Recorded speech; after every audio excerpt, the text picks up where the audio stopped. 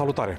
Bine v-am regăsit la Garantat 100%. Începem sezonul de toamnă, în al 23-lea an de existență acestei emisiuni, cu o invitată pe care noi ne-am visat-o aici la emisiune. Suntem norocoși, suntem privilegiați să-i spunem bun venit la Garantat 100% în deschiderea acestui sezon, uneia dintre marile artiste ale acestei planete, pianistei Hiromi Uehara. Good evening! Good evening. Thank you so much for accepting this invitation. This is my a dream come pleasure. true. Thank you. My pleasure. Hiromi, last night I've been one of the witnesses of an extraordinary concert where I heard Johannes Brahms, Dream Theater, Oscar Peterson, Frank Zappa, Martha Argerich, and you name it, everybody all together, like in no other possible situation. I've been following your career since the beginning, and you still don't perceive music by genre, do you? No, Why not? because I believe that there are only two genres, the music which moves me and music which doesn't. And I just play the music which moves me, and hopefully it moves others too. And I don't really, when you listen to music, I listen to music with my heart, not with brain. So, and actually that's the thing that I learned from my first piano teacher. She told me the music should be, it's played by hands and it's go through the years, but it should always be played from heart to heart. Let's go back to a moment of your life, and that moment was called Ahmad Jamal. I'm very interested in the mechanisms and the intimacy of this professional partnership. How was that?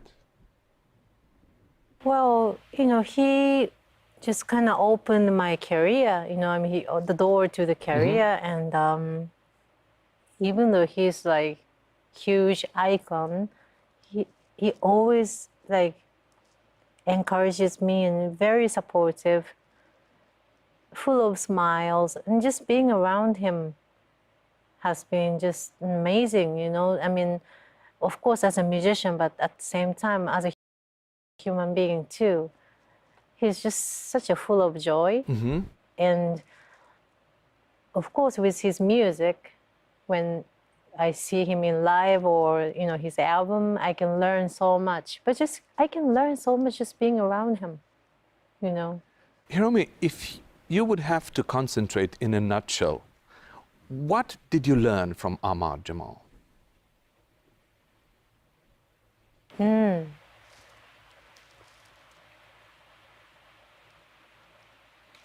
Always look forward.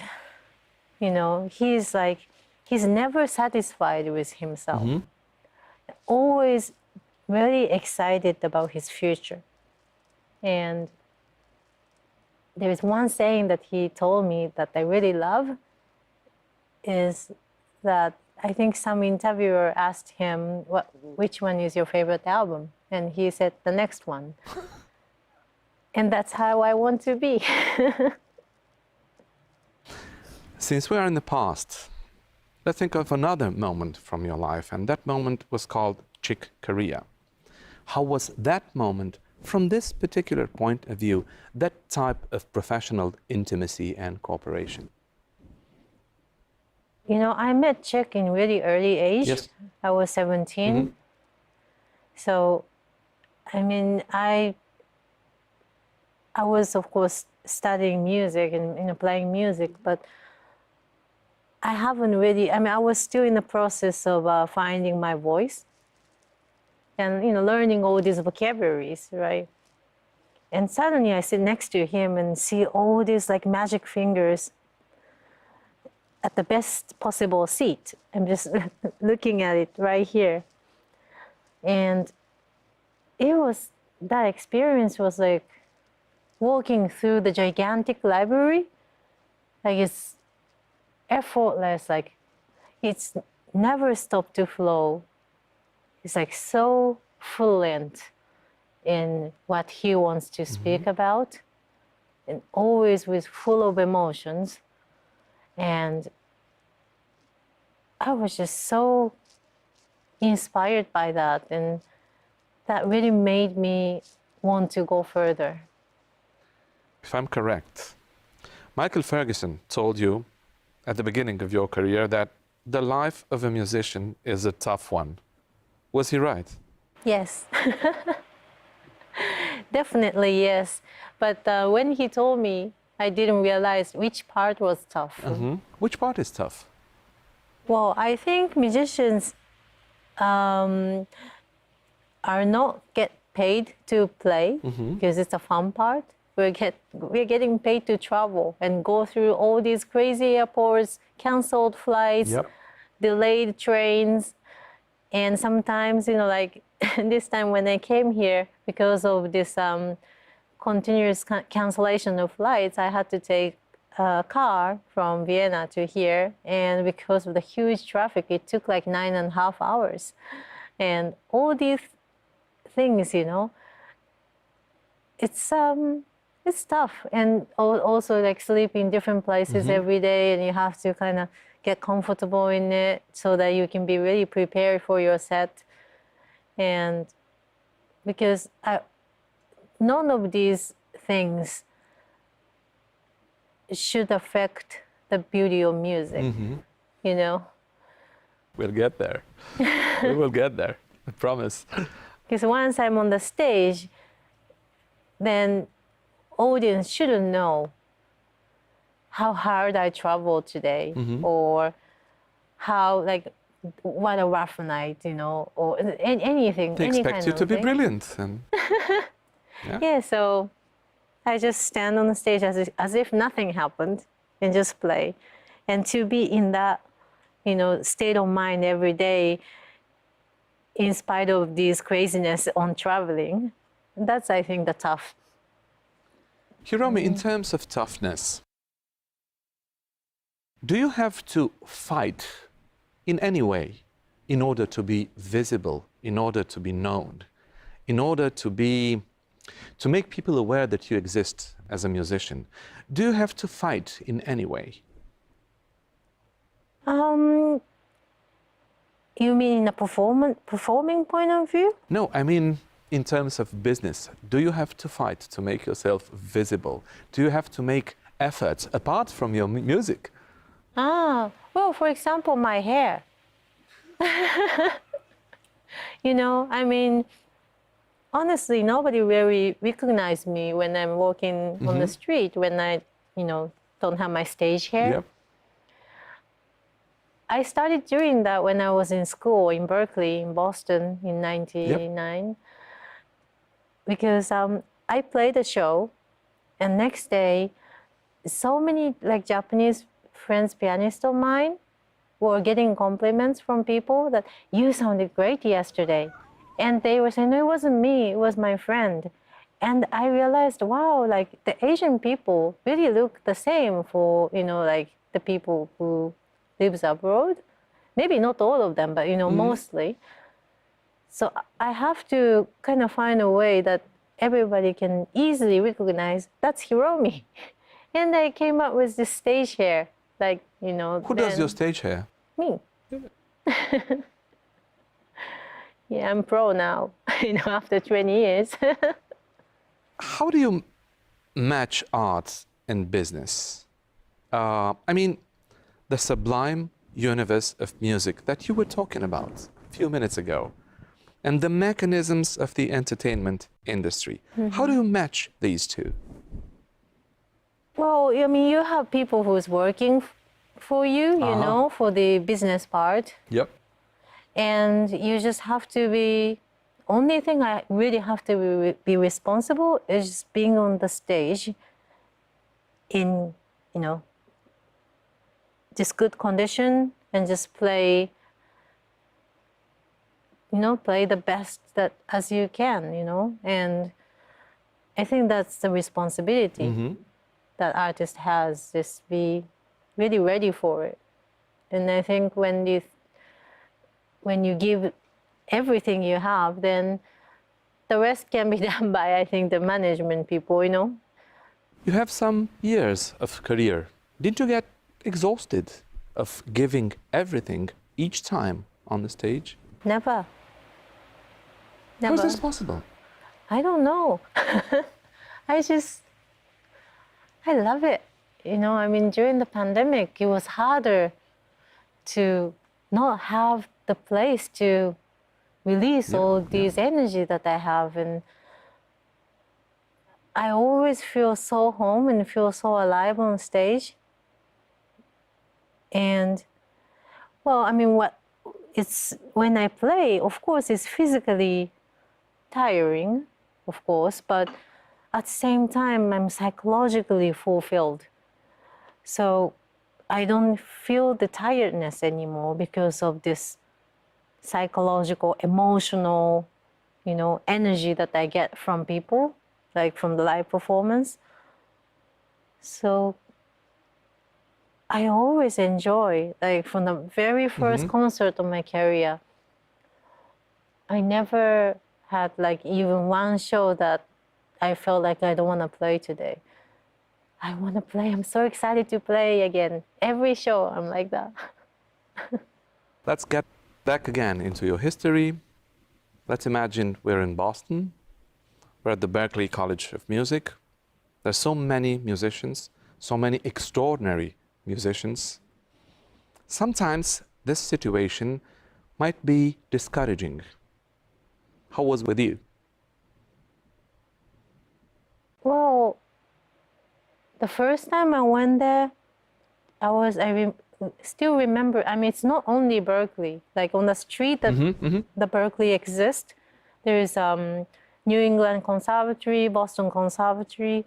So basically on this avenue called Mass Ave, everybody like either carrying an instrument or every single one that you bump into are musicians. And I was just fascinated that, you know, I knew that there were like musicians as much as the number of stars. But wow, it's true. I've never seen that many musicians. And I don't know, I was kind of really excited to be able to meet so many fantastic musicians from all over the world and who kind of have the same will, and because they really wanted to, you know, meet musicians and play, you know, something that they never experienced before. So it was not discouraging for you. It was encouraging. It was encouraging. Yeah, it was very encouraging, yes. And I did meet musicians from all over the world that, you know, I've never been to. And, you know, I still go, you know, to different countries and I get to meet them, you know, when they're there, so. So there was no person inside you to tell you at a certain moment, which is my place in this world? There are so many musicians. What do I have to do? Was this question with you at that moment? Never. You know, I think it's something probably a lot to do with how my mother raised me. She never compared me to anybody. So in any subject, not only music, you know, like even if like I don't run like that fast, she never compared, you know, me to anybody. So I loved running. So I didn't even realize that I don't run that fast. She was always encouraging me, you love running, that's great. You know, like same for swimming, you know, so for so many subjects, you know, and of course, some subjects I'm not really good at, but again, I didn't compare because she never did. And I think that's a lot to do, you know. She's just really always supportive about what I really love doing. And so, you know, so she never really used, like, for example, like if I win a competition, for example, in local, you know, really small local competition, like in piano, she never even used the word that you're the best of the competition, even if I won. You played great. That's how she would say. So I didn't even think that even though I got the first prize, I didn't really think of myself that I got the first prize. So you were not thinking at the fact that you were the best? Never. I just thought I played like great, and there were audience who loved it.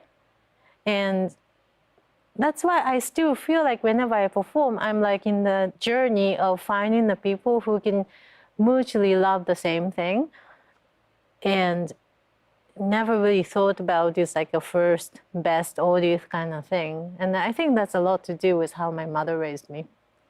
This is a very serene way of thinking. This is a very serene way of perceiving the world. But the world is not necessarily each day like this. The world is very difficult sometimes. How do you manage to stay serene? I don't know. I think, I mean, being a pianist, being a musician, to me, the most important thing is being disciplined for what I really want to achieve in my life as a musician. And for example, like to achieve what I want to achieve, I have to practice every day, no matter where I'm at. And, you know, I want to keep writing, and also, you know, to keep good health condition, you know, I should eat well, balanced food, like all these kind of thing comes to one. And that comes with a discipline. And it requires continuous, you know, discipline. Do you find any pleasure in discipline? Yes. Yeah, I just, when I see, like in the longer view, because like my ultimate dream is like, I want to keep my music, I want to keep playing my music all my life. Like when I'm like in 90 years old, I want to keep playing my music. And to achieve that, I have to be disciplined, and I enjoy that. I don't know, I just love every day I'm a step ahead. And there's no like, I don't like a jumping bounce anywhere. Like I just have to be like every day, step by step, just like climbing mountains. And you can only like see the landscape when you go to the certain height, you know, of the mountain. And I just enjoy each moment, and I know that, and luckily I've experienced that, so that kind of makes me keep going. Hiromi, let's stay in this idea for one more minute. My following question is rather a metaphor than a question per se. But years ago in Boston, there was a very young student called Hiromi Uehara. She liked madly something called Cape Cod potato chips. Is that Hiromi Uehara still with you now? Yes.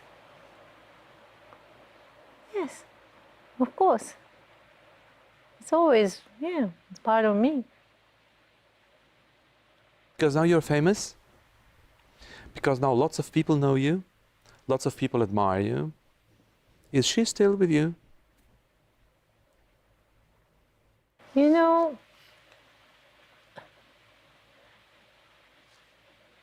it's true that it's amazing to come to the town that you've never been before, and people know you. But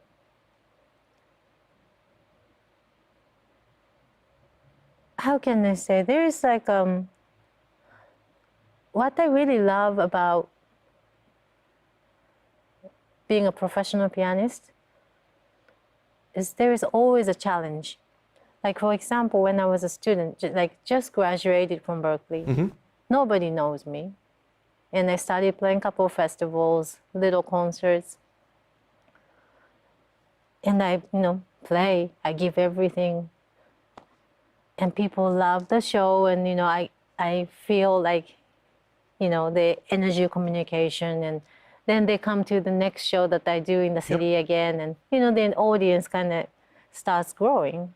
And there's a challenge in that sense when I'm like starting my career.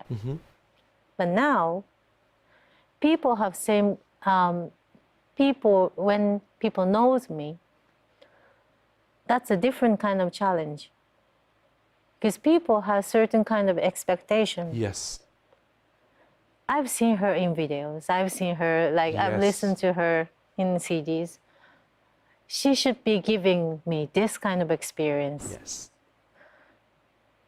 And that's why I'm like, okay, I give it to you, you know, I'm gonna do my best, and I give everything out. And when it happens, you kind of have to go beyond people's expectation to really satisfy them, and that's kind of a challenge.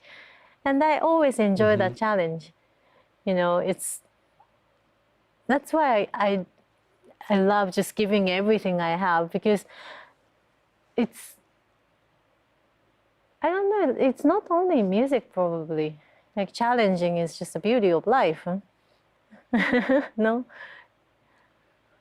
Normally, I should have asked you something different now, but I will stay with you in this type of idea. Have you ever thought about the fact that, and I do have to confess, this is something very personal. I was thinking about this, if you were thinking about this. So, have you ever thought about the fact that your impeccable, sometimes fabulous, unbelievable technique might put into a sort of shadow the extraordinary music that you do? Have you ever thought about that? I never, okay. People pay attention to your technique and to your dynamics, and they forget about your music. Have you ever thought about that? You know, the funny thing is, I never thought about it myself, but I've, you know, like when I get the interviews, when I read things like, you know, the critics, Yeah. you know, and I read these kind of things, then some things are positive, some things are negative. And that's when I realized, you know, what you just said. Then actually, whenever I read that kind of thing, that is actually a good opportunity to make me rethink again, do I have to play these notes? And when the answer is yes, then that's who I am. You know, some people talks more, some people talks less. And you cannot be loved by everyone. And I just have to be true to myself. But it's always good, like when somebody like asks me that kind of question, then that's a good question. Let me think, do I really have to play the notes that I played, like in that bar, the very bar? If I play like this really, because the string player that played with yesterday told me that you played this like a 1 minute of non-stop lines yesterday, and that was amazing. That's what he told me. And yeah, I just felt like, you know, the music kind of took me there, so I played it naturally. But now you telling me that, and it's good to think, like, did I really need to play that? And answer is yes, because it wasn't coming from my right brain. It really came from my heart, and music was just purely bringing me there. So you know, when I'm like,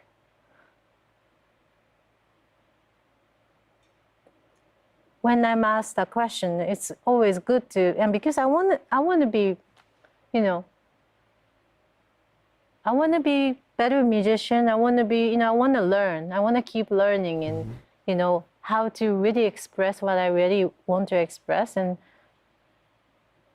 And you know, it's not like everything I play, it's never like it's perfect. You know, it's like maybe there's something could be better. You never know, you know. But I always like to, you know, rethink about it.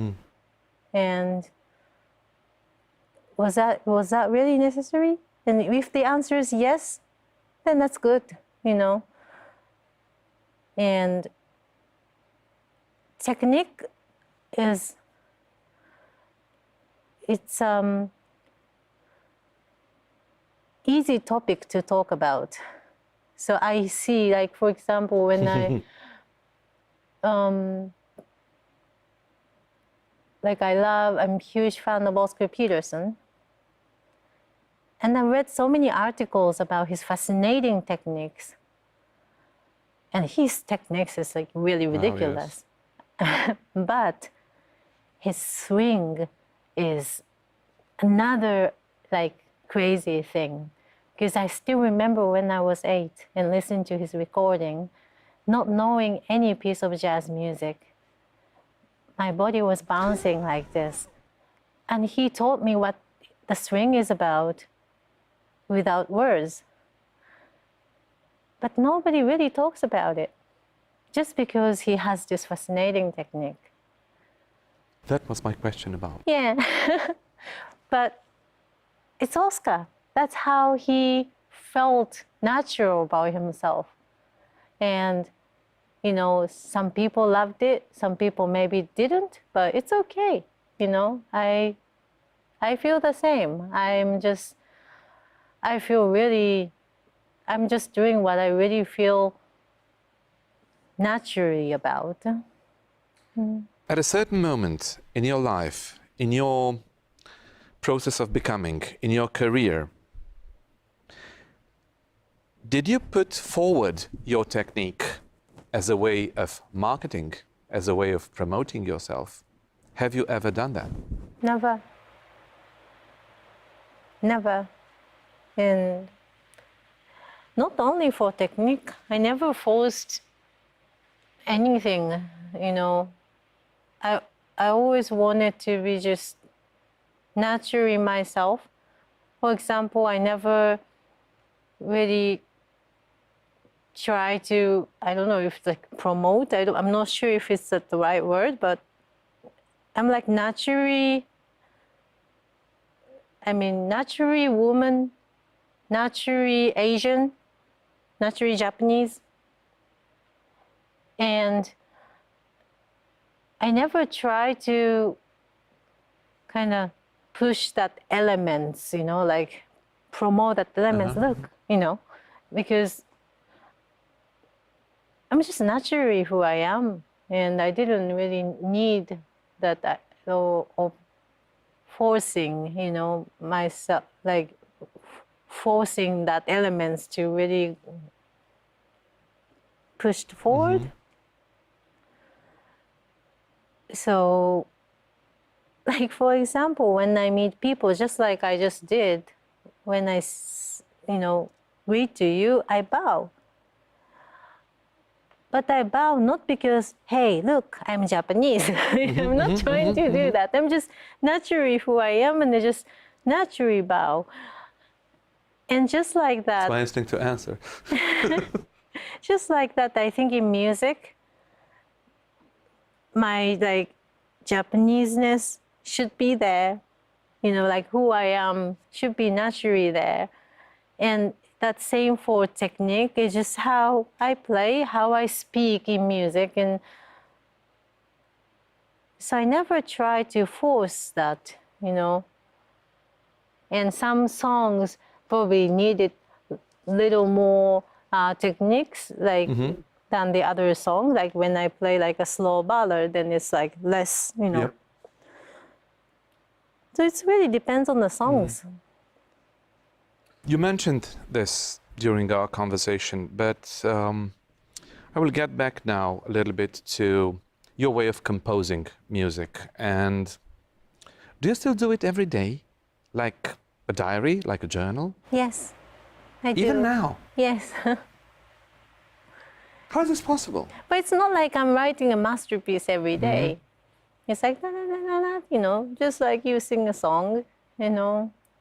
I mean, not these days because of the technology. I sometimes just play and record on my phone, you know, or, you know, I write Like I used to like write on the back of the receipt in the old days, you know. But I just like, you know, to kind of keep in the journal, you know. And sometimes it's longer than the other day. Yeah. Sometimes it's, you know, 2 to 4 bars, but I enjoy that. When it comes about classical music, you are still so close to it. You maintain a constant connection with classical music. Is this classical music still working as a ground for you? For me, classical music is one of the greatest way to learn how to compose. Because classical composers really knows how to use the instrument fully. So I always can learn so much from, you know, the classical composers, how to use this instrument, for example, the piano to the max. So, I mean, for pleasure, I love playing classical music. Let's say you are in the very heart of your musical dynamics. What happens to you when you are in open space, a jazz festival? Maybe not quite everybody is listening to what you're playing. People talking loudly, kids yelling, car horns cutting through your music like a knife, and even fireworks from a nearby celebration. How do you manage to stay focused? The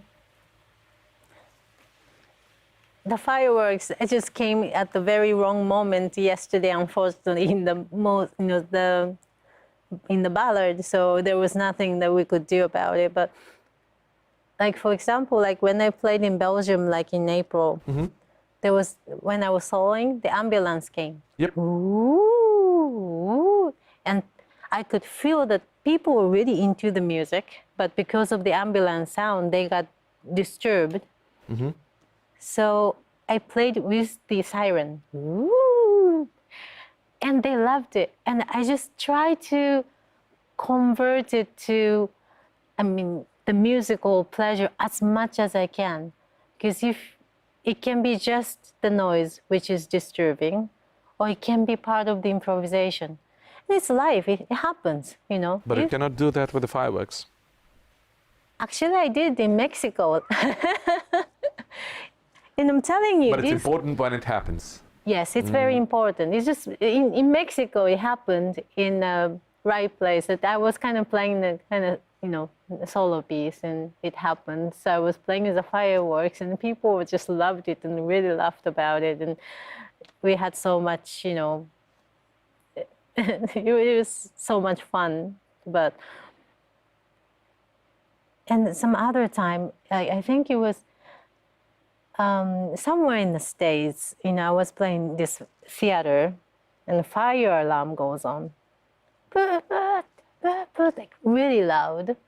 So I started to groove over do, do, do, do, and people love it. I'm just, I mean, it's the best if I can just focus on the music. But when these things happens, you can either get disturbed and annoyed and, you know, kind of confront it. It takes you from the track. Yeah, or you can accept it and just be friend with these, you know, I don't know, unexpected things. It's life. How will you define this universe which is called piano? Piano is like a full orchestra to me. You have everything in it. It's, you know, you can be drums, you can be bass. Of course, it's piano, but you can be melodic instrument, percussive instrument. It's how it has all. That's why it's hard to play. I'm still learning.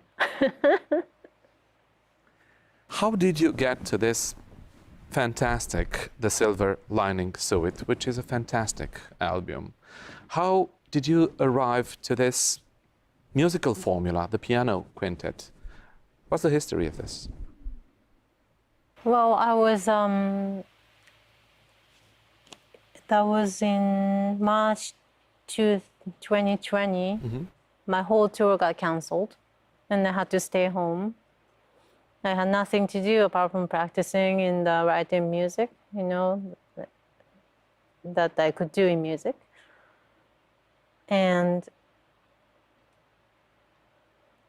actually, I was in Japan where my family was that time.